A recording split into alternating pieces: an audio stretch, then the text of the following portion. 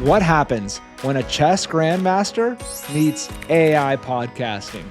Well, today we'll be talking to Priyadharshan Kannappan, chess grandmaster and founder of Global Chess Academy, Chess Gaja. We'll be talking about how he uses Jellypod to create podcasts to deliver chess news to casual fans and tournament tips to students across 30 countries. His insights, his ideas, his voice, educating chess audiences around the world.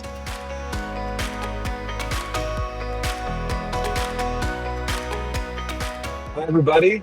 Today, I have Priyadharshan with me with a very cool podcast, and I'd like to tell the audience about yourself. Hello, Jason, and hello to all the viewers. So I'm Priyadharshan Kannappan. I'm from India, and I'm a chess grandmaster.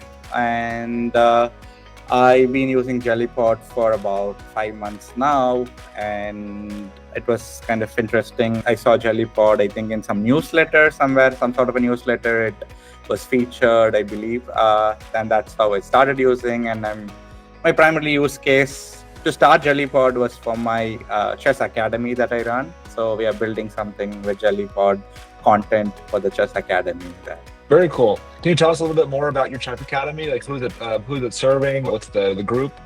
Yeah, sure. So my chess academy's name is called Chess Gaja. It's a private limited company which is registered out of India. And what we do is we teach chess to players of all levels and ages, from kids to adults and across the world. So we are basically a global online academy. We have about 200 students in about 30 countries around the world, with the majority of our students actually in the US, Singapore, Australia, and so on. So our whole thing is like from India, we are kind of building for the world, kind of this academy concept. And 95% of our students are actually outside India, even though we are located out of India. So we provide one-on-one classes, group classes, and so on. So we have about a team of 40 instructors or teachers teaching kids from all the way from starting level, which is like learning how the pieces move, all the way up to like really strong levels. For example, our students, about 10 of them are featured in the US age category in the top 100 rankings, and so on. So we work with players who are like, very high potential, as well as absolute start, and move them across to like getting strong and so on. And some of our younger students start around the age of 4.5, 5, and we have students who are all the way up to like 65, 70 years old, like for example, like retired CEOs or startup people and so on. So we work with those kind of people also to help them better strategize their thinking, be it startup founders and so on. So we are building like a lot of things in chess. So coaching is where we started, but we are trying to build more things inside chess classes itself, more of services that we could provide to corporates, and like, for example, organizing tournaments for them, kind of like helping their employees do better and so on. So we are branching out within the ecosystem of chess from India. Yeah. That's incredible. Going international with an AI podcast or helping you along the way. That's awesome. I brought my chess set in case there was time for a lesson at the end of the call, but unlikely. Yeah, I have a 2-year-old. I've tried to teach him some chess. He goes, I want to play chess. And then he starts pulling out the pieces, and then he starts like putting the checkers on too, and then he starts throwing them around. So we're playing a different kind of chess right now, but very cool. So from a content perspective, it's cool to hear about. I want to know more about this Chess AI podcast.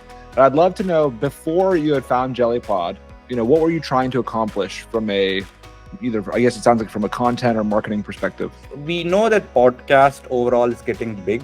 In general, podcast as a content distribution and so on. And there are only a very few chess podcasts in general, like human delivered content and so on.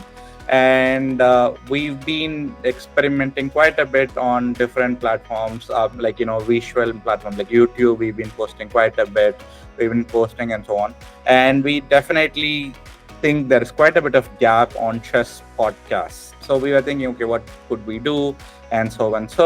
And I'm a bit of kind of like a person who is very into this AI wave. I would like to experiment and so on. And that's how I kind of stumbled upon Jellypod from some newsletter, which was on my inbox, from some sort of a tech newsletter. I think somewhere it was mentioned over there. So then we thought, okay, we could try. And one of the reasons why we wanted to try it out was because I'm a chess grandmaster, which is like the highest possible title you can get in chess. There are only about 1,800 people in the world.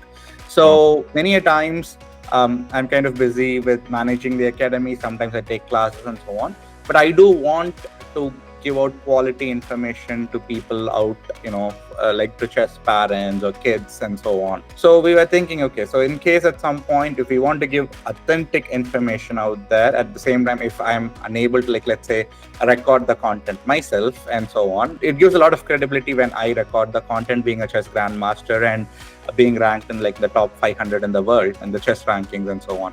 So we were thinking at some point, okay, so, we could maybe try to clone the voice, which is in Jellypod as a feature. So, but that, we just thought, okay, we didn't even really start with that thought process. We just thought, okay, if we could maybe automate this, content delivery to some extent, where we have the content and then we put it in somewhere on a screen, and then it reads through the content in a very good manner, like in a podcast format and so on.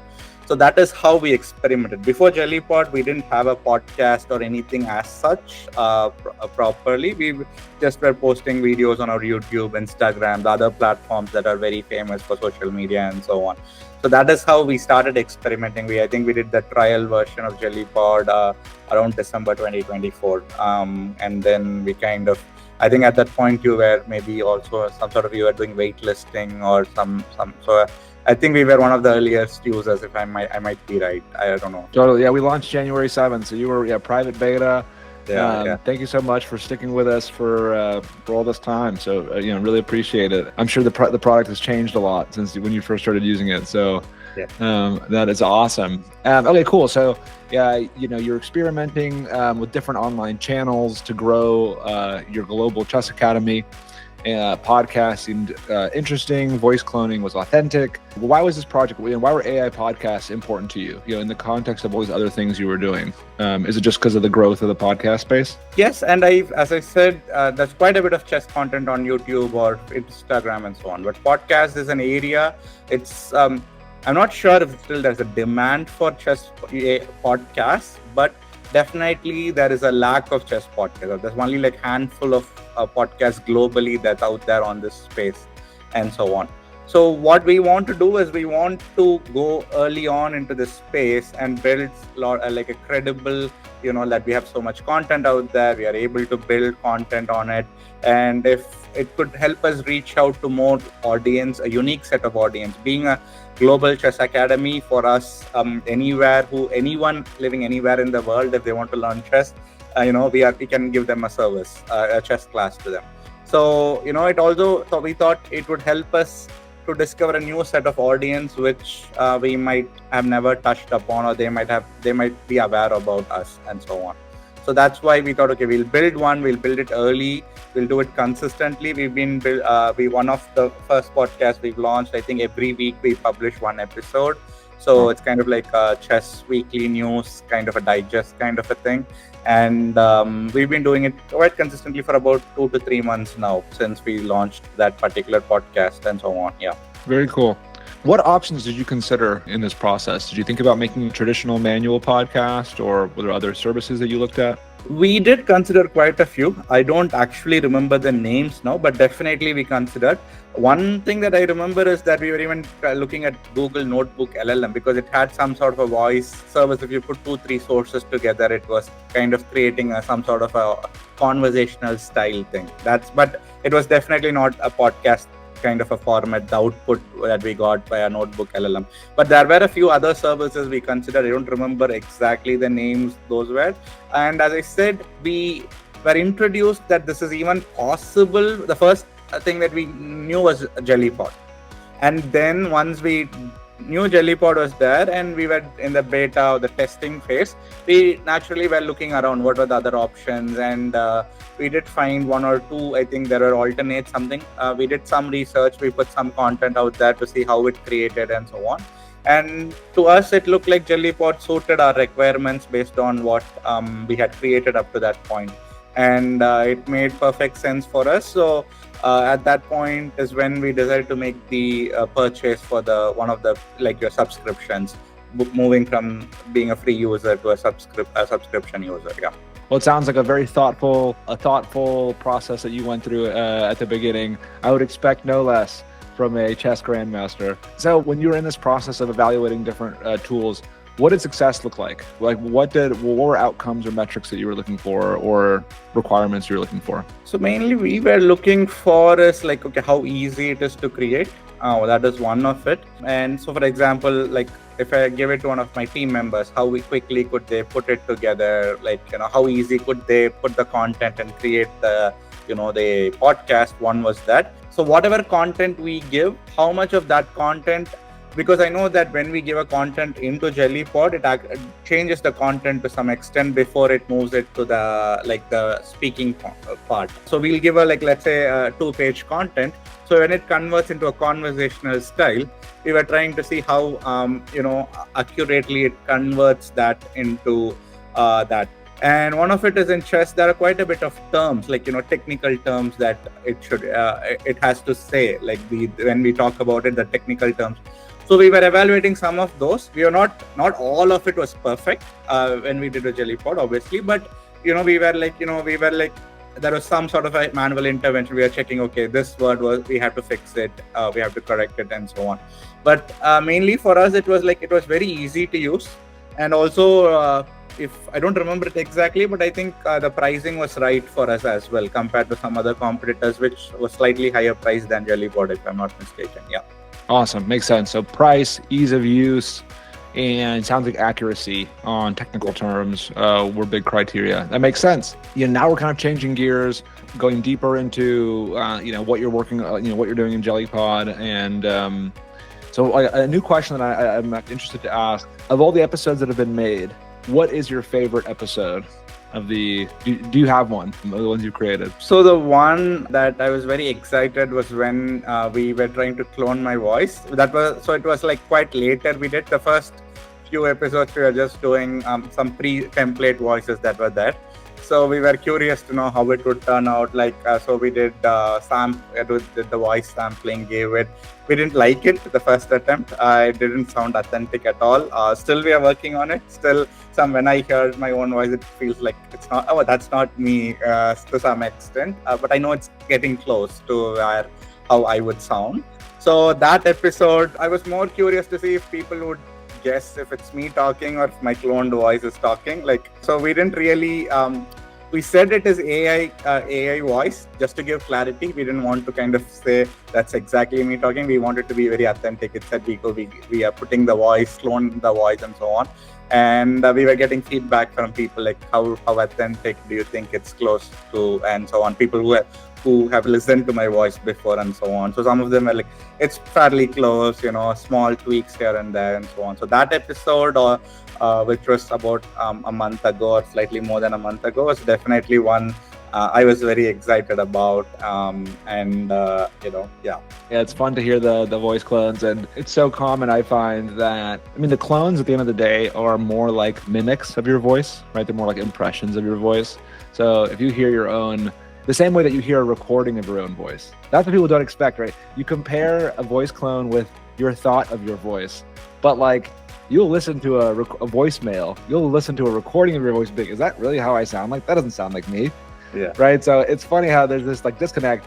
So what I always find is that the best reactions we hear about with clones are when people play them for someone most close to them, like their wife, their husband, their kid, their best friend, whatever, because then those people are like, whoa, that's not you, because they have the most experience with your real voice. So the voice clone stories are fantastic. Cool. So I guess now we're going to go a little bit deeper into how exactly does Jellypod, I know you mentioned slightly, you give it 2 pages of content, but I'd love it if you could explain the flow more specifically. How exactly do you use Jellypod to help you accomplish your final project? So right now we have 2 podcasts going on using Jellypod. One is called Chess Times, a Chess Gaja podcast. That's the heading of it. The other one is called Before the Clock, Chess Gaja Tournament Tips. So these are the 2 podcasts we are currently doing. and both of it has different audience in mind. So the chess times is more of like every week we kind of bring the biggest chess news of that week, and then we try to put it together in a simplistic format and deliver it for an audience. Like, for example, a lot of chess players are not actually serious chess players. They are like amateurs, chess fans. They love the game. They would just like to know about the game. They may not play it like seriously at all. They would just like to know who won this tournament or what was the result here and so on. So, when they are driving, if they want to just play it on their car or somewhere and so on. So that is where this Chess Times, this is a weekly podcast. We try to publish it on every Friday or Saturday and so on.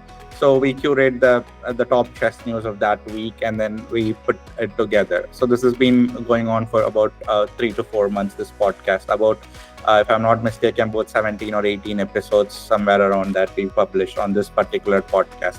And today we dropped the 19th episode. Yeah.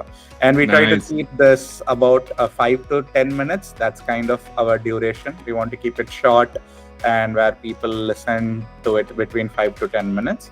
And the other podcast is where, which we are more designed it for our students, if I have to say, which is called the Before the Clock Chess Gaja Tournament Tips. So the idea of this was, for example, there is a lot of chess tips that maybe a student or a chess improver can listen just before going to the game and so on. Like, for example, let's imagine a chess parent is driving the kid to a chess tournament.